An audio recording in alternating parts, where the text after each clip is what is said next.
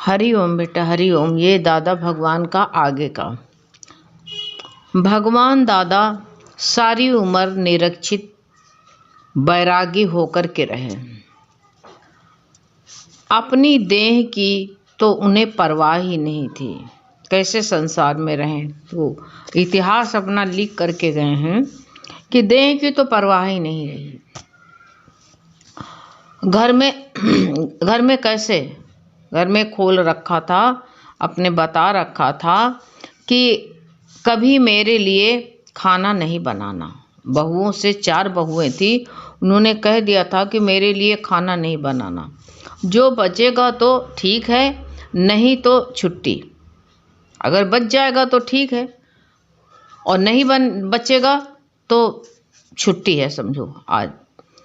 क्योंकि ज्ञानी का शरीर कभी इधर तो कभी उधर। अगर खाने के समय कभी नहीं आए पहुँचे तो स्त्री दरवाजे पर आंख लगा करके खड़ी लगातार बैठी रहेगी।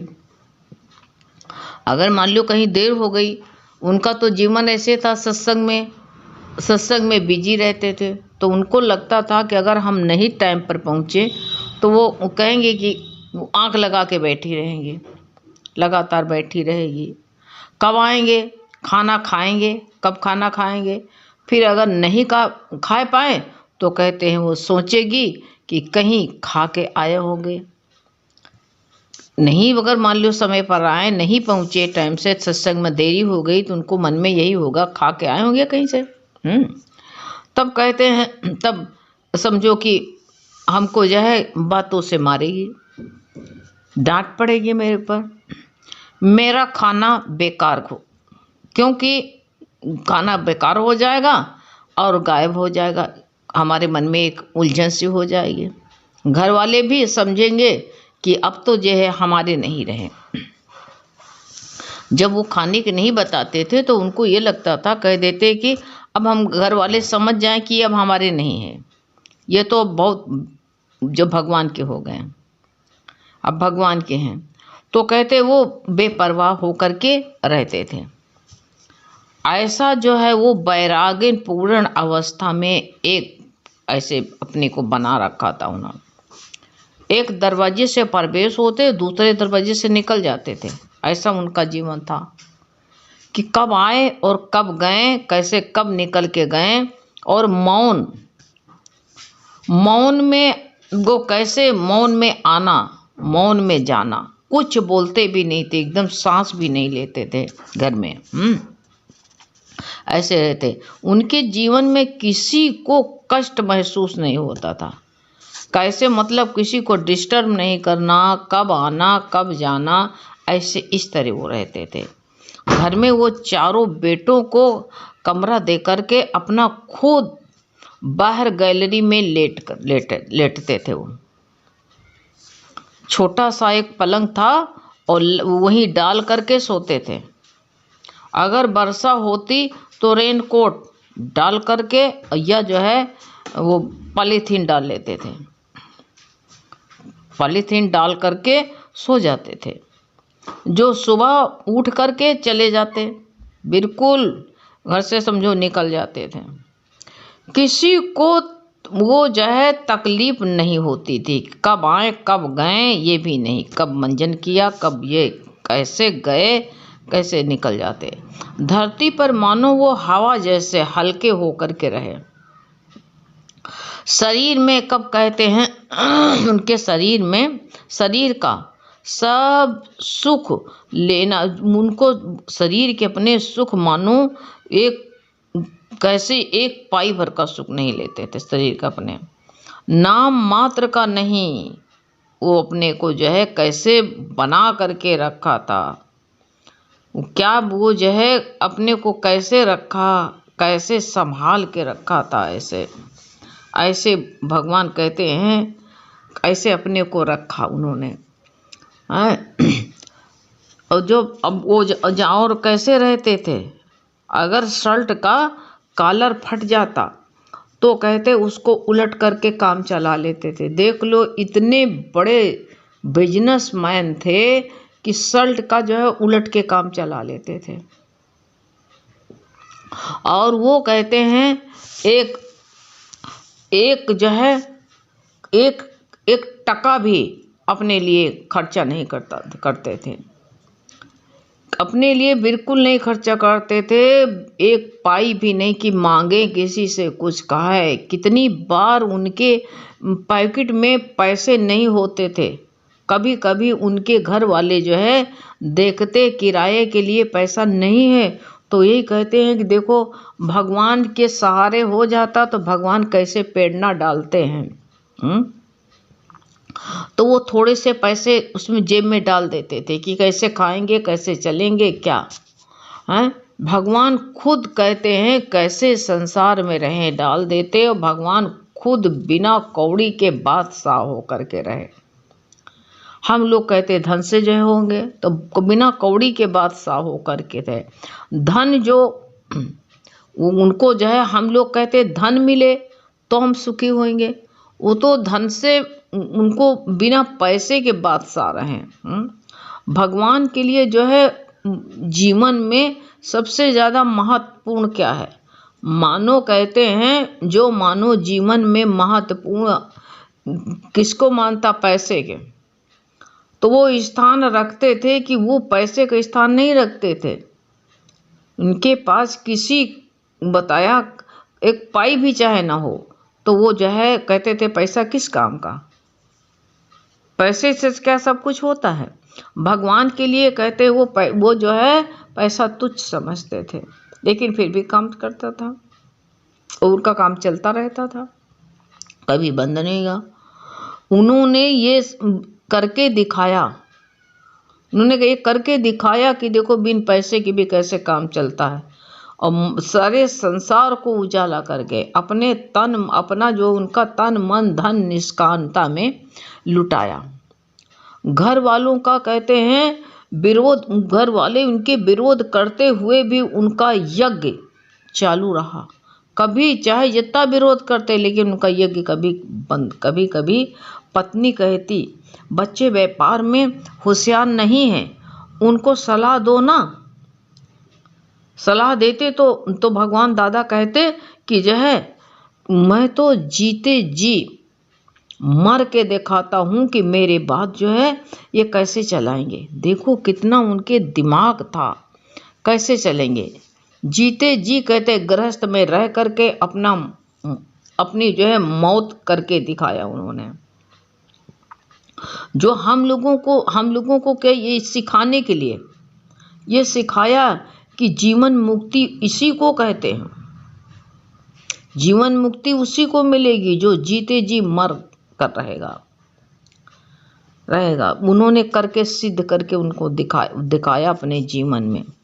उनके जीवन में क्या था? उनका जीवन का सिद्धांत जो है, सिद्धांत दादा भगवान का सबसे बड़ा सिद्धांत उनके जीवन में यही रहा। जो आप हम प्रसाद के रूप में अगर जीवन कैसे वो सिद्धांत ना दिखाते, हम लोगों को ना बताते तो हमको आज प्रसाद के रूप में मिल रहा है कि दादा ऐसे हो कर के रहे हैं। दादा को कोई जो उनका जो छोटा भाई था विदुर, तो वो कहते भगवान दादा के परिवार में ससुर का जो है पाठ अदा करते थे। वो सारा काम ससुर, वो ये ससुर थे लेकिन वो छोटे भाई जो ससुर का पाठ अदा करते थे। भगवान दादा घर में कुछ बन करके नहीं रहते थे। भगवान दादा का घर में होना ना होना ये एक जैसा था। खुद को मिटा करके खुदा हो गए। वो जब खुद को मिटाया तो खुद खुदा बन गए, खुदा हो गए खुद ही। और जब तक खुद को नहीं मिटाता तो खुदा कैसे होगा। इतना खुद को मिटाया, जो घर का नौकर भी था इज्जत नहीं देता था, बिल्कुल दादा भगवान की इज्जत नहीं करता था। कभी दादा भगवान कहते कि सत्संगी आए हैं कुछ सामान ले आओ ना, तो नौकर कैसे बोलता? ऐसे तीखी कड़वे शब्द से उत्तर देता कि बहू का काम करना है। बताओ, नौकर चाकर इन्हीं के सब घर में परिवार में रहते थे। वो कहते बच्चे का काम करना है, बहू का काम करना है, बच्चे को घुमाने ले जाना है। बताओ नौकर। लेकिन दादा भगवान इतना कठोर अपमान सह करके भी कभी अपना मौन भंग नहीं करते थे। बताओ कैसे संसार में दादा भगवान रहें, कैसे परिवार में रहें। आज हमारे तुम्हारे परिवार में अगर इस तरह इसके 100 पैसे में 1 पैसे भी ऐसे अपना लें तो हमारे घर में भी जो है कलह नहीं होगी। यहाँ तो बूढ़े हो जाते, बैराग का कोई नाम ही नहीं है। अभी घुसे हैं, हर चीज़ का हाय हाय होता है। कैसे इंसान को भी कौड़ी में मन फंसा पड़ा है, कौड़ी के पीछे क्या क्या इंसान करता है। दादा की कहानी सुनो कैसे कभी मौन भंग नहीं करते थे। जीते जी अपने को फना करके रखा था दादा भगवान ने, मिटा करके रखा था। तो अपने को जीते जी फना कर दिया था, लेकिन अपने प्रेमियों को प्रेम से भर देते थे। सत्संग प्रेमी जो भगवान का होता था, दादा भगवान उसको जो है प्रेम से भर देते थे, उसको माला माल कर देते थे। दादा अपनी स्त्री से इतना विरक्त होकर के रहते थे कि मानो उनको एक शब्द का भी व्यवहार नहीं था। वो इतना भी कभी कभी वो चाहती थी कि दादा भगवान मेरे से पूछें कि मेरी तबीयत कैसी है, तू कैसी है, ऐसा पूछते थे। उनके मन में रहता था पत्नी के। मैंने खाना खाया तो अगर पूछ लेते तो मैं खाना खा सकूंगी, नहीं तो खाना कभी भी 4 दिन नहीं खाती थी। इतना कि पूछें कि क्यों नहीं खाया, 4 दिन खाना ना खाएं। तभी भी दादा भगवान कहते हैं कोई भी नहीं खाती थी, पर दादा भगवान ने अपनी सच की मस्ती में एक शब्द भी घर वालों से बोलना अज्ञान उनके लिए अज्ञान जनित जानते थे वो, कि जो है मतलब ऐसे जीते जी मर के दिखाया।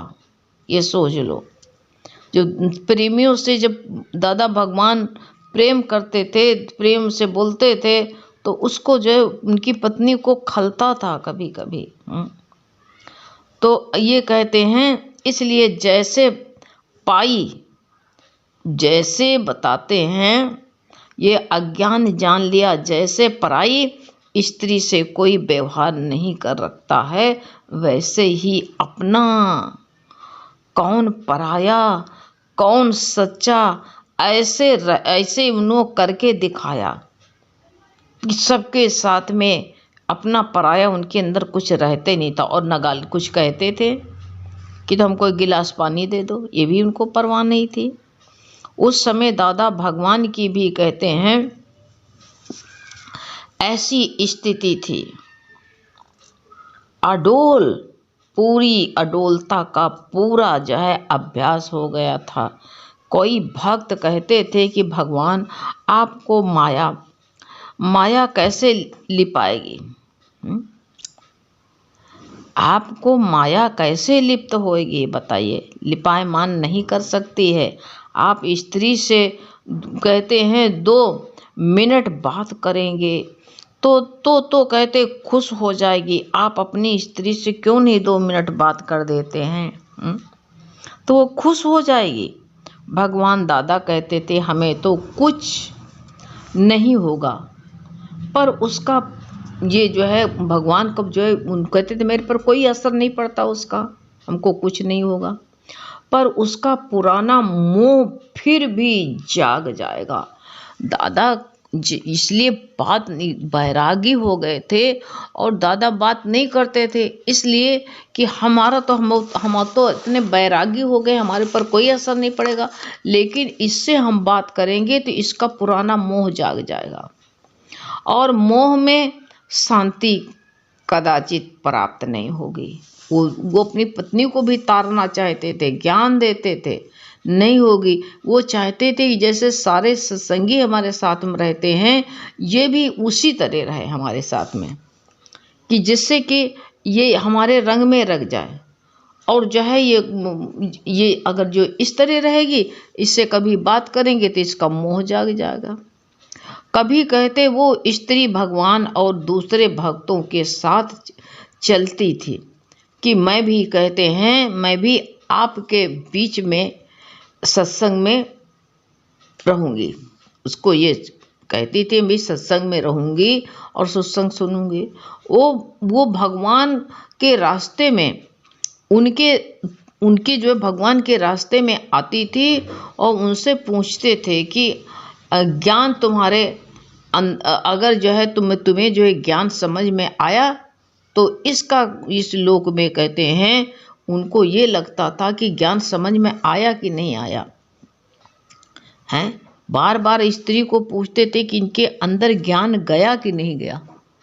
दादा भगवान उनसे यही पूछते थे कि ज्ञान तुम्हें अगर समझ में आए तो इस जो है लोक का अर्थ सुनाओ। जो उन श्लोक होता था तो कहते थे इसका अर्थ सुनाओ अपने पति से। दुख सुख का समझ जो होता था उनको तो दुख सुख का सब वो लगता था, कठिनाई की दुख सुख हमारा समझे और दुख उनका मन उसी में रहता था। तो वो सुख दुख समझ करके जानो के और मान और अपमान में वो पूरा बात पाती थी।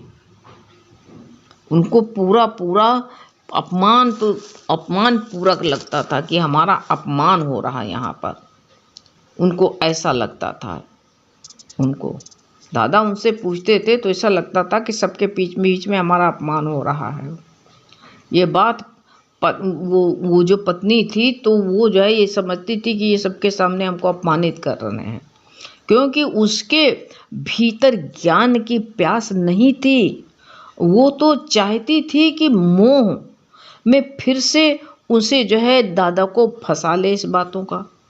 इतना भारी दुख होता था कि वो जो है भगवान दादा उनको जो है भक्तों के सामने जो है अपमानित नहीं किए करते थे, उनको ज्ञान देते थे, लेकिन उनको अपमान लगता था पता नहीं क्यों।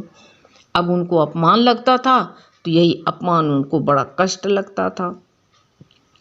यही दादा भगवान को जो है उनको वो कहते थे हमारा सब भक्तों के साथ में अपमान कर दिया। यही तो घर आकर के खून के आंसू बहाती थी, ये सोच लो। तो भगवान दादा कहते थे मेरे पास ना जाए तो ठीक।